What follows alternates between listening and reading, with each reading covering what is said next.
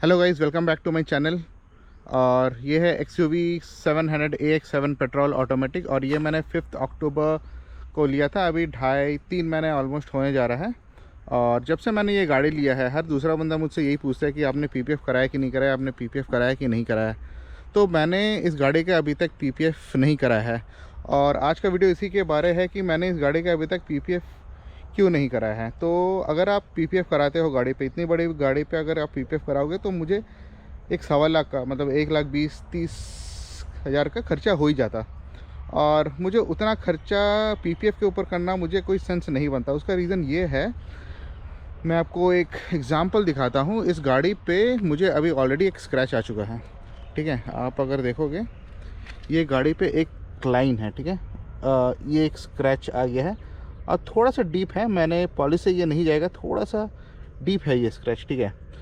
तो मान लीजिए अगर मैं इस गाड़ी पे अभी PPF करा लेता तो ये जो स्क्रैच है मेरे गाड़ी पे नहीं आता, इसके ऊपर PPF के ऊपर आता जो PPF ख़राब होता। अब ये स्क्रैच थोड़ा सा डीप है, तो मे बी वो जो PPF है, अगर थोड़ा माइनर स्क्रैच होता तो वो सेल्फ हीलिंग है तो वो ठीक हो जाता। लेकिन ये जो स्क्रैच है ये थोड़ा सा डीप है। अगर ये प्लास्टिक कोटिंग होता, अगर PPF का कोटिंग भी होता तो PPF भी अगर होता तो ये PPF को ख़राब कर देता। मतलब यहाँ पे जो स्क्रैच आया है आपका PPF भी ये निकल के आता। तो मुझे वापस से ये डोर का जो PPF, अब पूरे गाड़ी पे PPF सही रहेगा, अगर यहाँ पे आपका PPF अगर ख़राब हो जाता तो अब मुझे ये फिर से मुझे निकालना पड़ता और इतना सा पोर्शन मुझे वापस से PPF करना पड़ता। उसके लिए मिनिमम मुझे नहीं भी तो 10,000 तक तो खर्चा आ ही जाता। मतलब मैंने 1,20,000 पहले खर्चा कर दिया है। अभी PPF ख़राब होने के बाद फिर से मुझे वापस से 10,000 करना पड़ेगा, क्योंकि इतना पोर्शन मुझे PPF कराना ही पड़ेगा। अगर पूरी बॉडी में मेरा PPF है, कल इतना अच्छा पोर्शन PPF है नहीं रहेगा तो अच्छा नहीं दिखेगा। और इनफैक्ट अगर थोड़ा सा भी आपका इम्पैक्ट अगर ज़्यादा हो, गाड़ी में डेंट आ जाए, उस केस में भी आपको PPF वापस से निकालना पड़ेगा और आपको डेंट रिपेयर करना पड़ेगा, पेंट करना पड़ेगा, वापस से PPF करना पड़ेगा। तो ये खर्चा मुझे अननेसेसरी लगता है। मैंने आज शोरूम में कॉल किया और मैंने पूछा कि मेरे गाड़ी में एक छोटा सा डेंट स्क्रैच आ गया है, तो मुझे अगर ये पूरा अगर डोर, ये जो आप देख रहे हैं, ये अगर पूरा अगर मुझे पेंट कराना पड़े तो कितना खर्चा आएगा। तो शोरूम में मुझे क्लियरली बोला कि विथिन 10,000 आपका ये हो जाएगा। मतलब जब मेरा गाड़ी 10,000 में पेंट हो जाता है तो मैं उससे ज़्यादा इन्वेस्ट करके मैं उसे प्रोटेक्ट क्यों करूँ। ये तो मतलब कोई सेंस नहीं बनता मेरे लिए। मेरा अभी जैसे गाड़ी चल रहा है, तो अगर 4-5 साल बाद अगर इसका थोड़ा बहुत स्क्रैचेज आता, मैं तो एक लाख, क्या मैं 1 लाख से कम में ये पूरा गाड़ी पेंट करा सकता हूँ। तो मैं फिर 1.25 लाख मैं PPF के पीछे क्यों खर्चा करूँ। ये लॉजिक मुझे समझ में नहीं आता है। हाँ, सिरामिक कोटिंग अगर आप करा सकते हो, क्योंकि वो 15-20 हज़ार में हो जाता है, वो थोड़ा सा सेंस बनता है। तो लेकिन PPF तो मुझे टोटल वेस्ट ऑफ मनी लगता है। हाँ, अगर आपके पास काफ़ी पैसे हैं, मतलब आप 1,20,000 या 30 लाख आपके लिए कुछ नहीं है तो आप करो, मतलब इट्स योर चॉइस।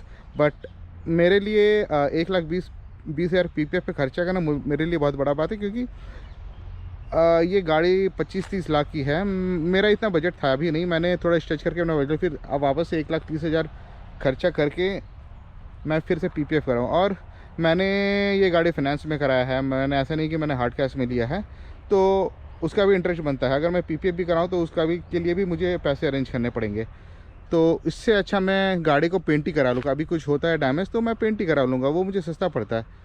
तो मेरे अकॉर्डिंग तो यही व्यू है। और अगर आप सोचिए, अगर एक कैलकुलेशन ये भी कर सकते हो, सोचिए आप एक PPF अभी नहीं कराते हो, 1 लाख आप FD करा लो 1,20,000 का, और 5 साल बाद वो FD, जब वो FD ऑलमोस्ट आपका वो डबल हो जाएगा, तो जो आपका इंटरेस्ट आपका बनेगा वो FD पे, उस पर आप पूरा गाड़ी पेंट करा सकते हो और प्रिंसिपल आपका वापस से बच जाएगा। तो अगर ये मेरा व्यू पॉइंट है। मतलब मुझे पता है कमेंट में लोग बोलेंगे कि गाड़ी का साइन चला जाता है, गाड़ी में स्क्रैचेस आ जाते हैं। मतलब ये अपना पर्सनल चॉइस है। मेरे हिसाब से तो मतलब 1,20,000 खर्च करके PPF कराना कोई सेंस नहीं बनता है। भले मैं सिरामिक कोटिंग करा लूँ तो सेंस बनता। और हाँ, और एक चीज़ है कि PPF आप कराओगे बाहर से तो उसका भी कोई गारंटी नहीं है कि वो लोग एकदम अच्छा से ही PPF करेंगे। मैंने काफ़ी लोगों का देखा है कि PPF वो लोग कराते हैं, लेकिन वो लोग का फिनिशिंग बिल्कुल अच्छा नहीं होता। वो एजेस में ऐसा पीपीएफ निकलने लगता है। प्लस बहुत लोग के वाइट गाड़ी में जो इन्होंने पीपीएफ कराया है, वो थोड़े दिन बाद वो पीपीएफ पूरा येलोइश हो जाता है।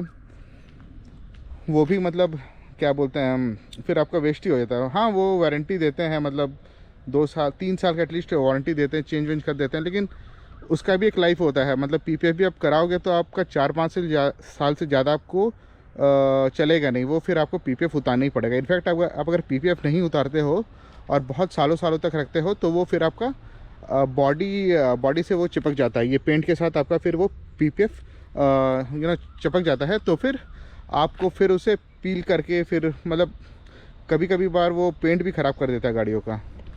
तो देख लीजिए, ये आपका चॉइस है।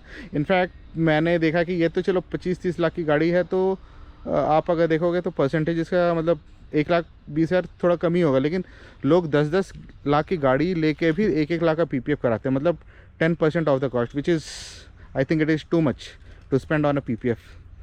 सो मेरे व्यू में तो यही है पीपीएफ का। आपका अगर व्यू करते हैं, आप अगर कुछ मुझसे डिसएग्री करते हो तो आप प्लीज़ मुझे कमेंट करो, मुझे बताओ कि पीपीएफ कराना चाहिए कि नहीं चाहिए।